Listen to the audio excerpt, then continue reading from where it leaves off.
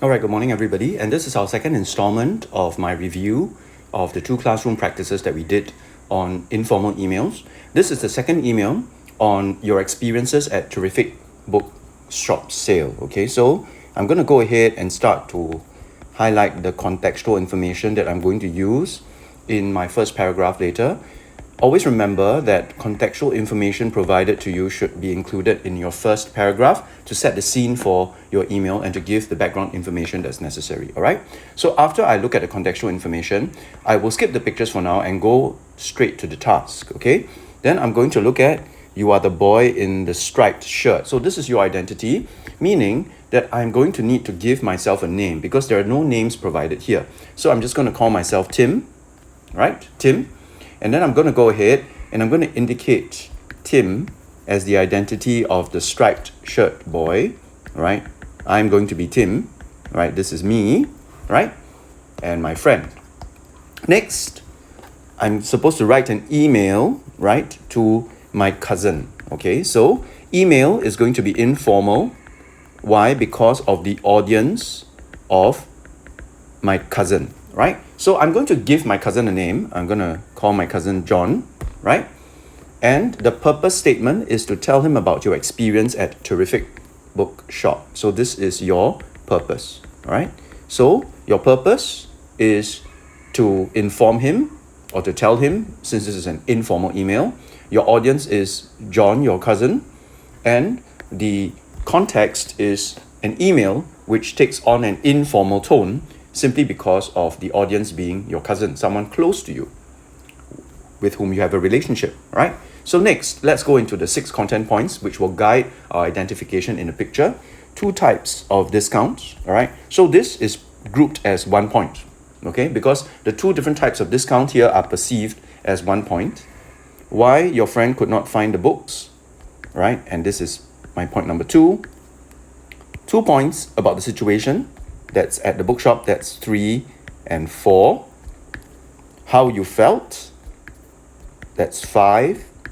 And what advice you have for your cousin who presumably is going to visit this sale after you've written this email to him or not, right? So what advice you have for your cousin, and you are supposed to combine these 6 content points together. So let's go and look for the content points one by one, right? So 2 types of discounts, right? So obviously this is in the picture here, 3 for the price of 2 and 30% off. So this is point number 1, right? Both of these refer to point number 1. Okay, why your friend could not find the books, right? And over here, we find that the books are in a mess and it is too crowded. All right, so I'm going to put that down under my point number 2. The reason why he could not find the books. 2 points about the situation, all right? Let's see. What are the 2 points? Okay, let's see.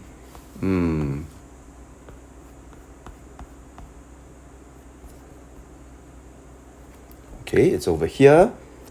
Look at the long queues at the cashier, right? So my point number 3 and 4 are found here. So it is very crowded and there are long queues at the cashiers, right? So this is the situation that is in the bookshop and how that made you feel, right?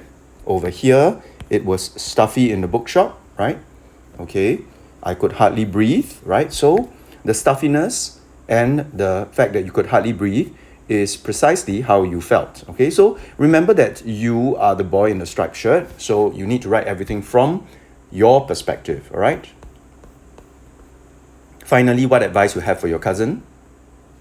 Okay, so over here, right, you are going to write an email to your cousin to inform him about your experience. So about our experience at the bookshop. Now, this part is a bit of a question mark because it does not really answer the question about the advice that you would have or would give to your cousin, right?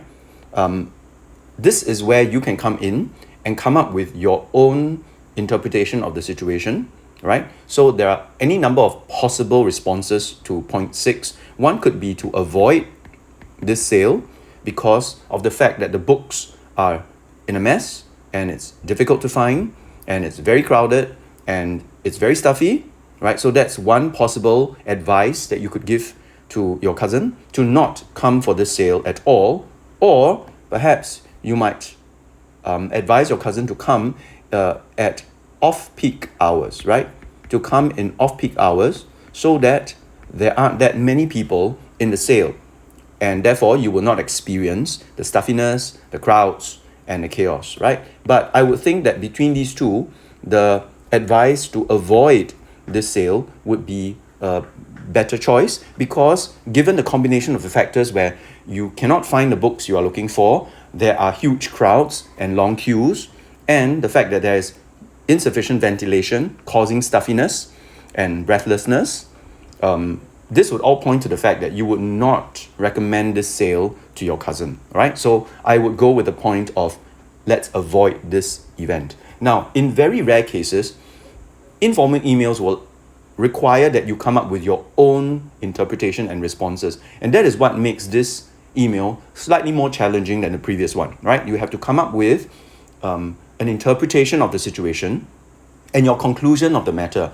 which is to give advice to your cousin not to come for this particular sale or event. All right, good. Okay, so now let's just double check. We have our 6 content points clearly demarcated. We have a clear audience. We have a clear purpose. And we know that the tone of this email is informal. Now let's begin this. Now, before that, let's just check if there are any dates. There don't appear to be any dates provided. So I'm just going to write today's date, right? Remember, when there are no dates provided anywhere in the email, you can write today's date. So today is the 1st of May, and I'm just going to go ahead and write 1st May 2024, right? And the person I'm writing to, right, is my cousin John, right? Remember, I'm Tim, and I'm writing to John. So I leave a line after the date, and then I scribe in my salutation, Dear John, right? Remember not to use titles like cousin. Don't say dear cousin, right? You can just write Dear John, who is your cousin, right? You have named your cousin John,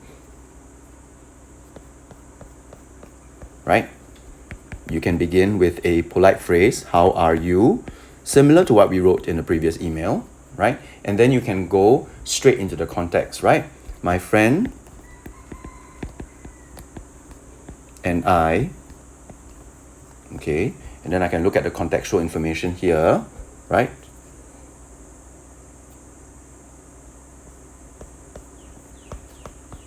Saw that there was a sale at Terrific Bookshop. Okay, so this is the context right on top here. You were walking by and then you saw that there was a Terrific Bookshop sale. And then you remembered that your cousin, the person you are writing to, told you about the sale and he wants to come next week, right? So I'm going to write that in as well, okay? I remembered that you told me about this sale and that you are going for it next week. All right, so next week is still applicable because this is the day of your experience, right? I would like to tell you about my experience there. Okay? So this is slightly lengthier than normal, but it still contains all of the components, right, that we are familiar with. This is your standard polite phrase, okay? This is your contextual information, right? Everything here, I remembered that you told me about the sale and you're going to come for it this week. This whole section is the context, and tell you about my experience there is my purpose statement. Notice again that I'm just borrowing the phrasing and the sentence structures given to me in the text, okay? Over here, right, write an email to your cousin to tell him about your experience at Terrific Bookshop, right? I would like to tell you about my experience there, right, at Terrific Bookshop at the sale, right? So now I'm ready to go into my 6 content points, right? So very quickly, right, I'm going to begin with the first point, right?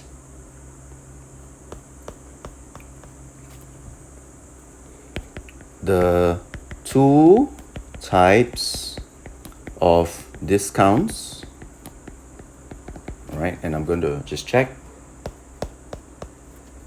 at the bookshop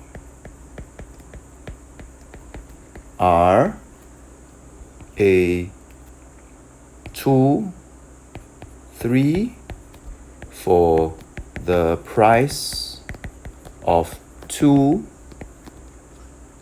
offer, okay, as well as a 30% discount on your purchase.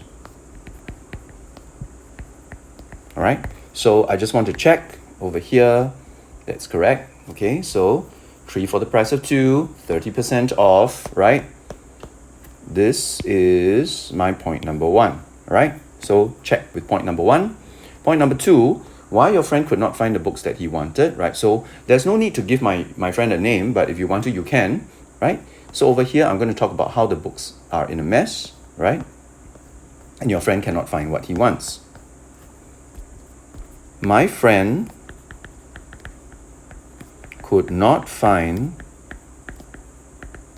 the books he wanted because they were all in a mess. Okay? So I'm building up to the advice that I'm going to give to my cousin by telling him about the situation. First of all, the books were in a mess. That's point number 2, right? And then 2 other points about the situation, right? It was very crowded and there were long queues at the cashier is what I'm going to include next. There were also long queues, all right, this at the cashier, and it was very crowded in the bookshop. Right, why did I arrange it in this manner instead of going with the crowd and then the long queue? Because I want to link from the fact that it's very crowded to the fact that I could not breathe, all right, or I felt breathlessness, which is point number 5, right? Okay. It was very stuffy and I could not breathe properly. Okay, as y'all can see, I'm building up my points, right? So, could not find the books he wanted because they were all in a mess. There was long queues at the cashier. It was very crowded. And then it was very stuffy and therefore you could not breathe. Are all my points. So my point number 1 here. Okay, my point number 2 here. My point number 3 here. My point number 4 here. My point number 5 here. Right? And then therefore, it leads you very nicely to what advice you would have for your cousin, right? So you can just follow the exact format. I would advise you, right? So the word advise is spelled with an S and not C because advice is a noun, advise is a verb, right? So I would advise you not to come for this sale because of all these factors. Okay, so you summarize all of the negative factors by referencing it as all these factors. All of these are factors that negate your recommendation for your cousin to come. So therefore, you are advising your cousin not to come for this sale. This is your advice, okay? And you have to phrase it clearly so that it's visible to the examiner that you have considered all the factors and you've come to this conclusion, right? And that's very important, and it's very crucial to the outcome of your email's effectiveness, right? Because all of what you've just said leads to the point and conclusion that you just made, which is that this is not a good experience for your cousin to be a part of, and therefore you are recommending that he not attend this particular event, this particular sale, all right? So let's end off. I hope that this will help you decide if you want to come for this terrific bookshop sale.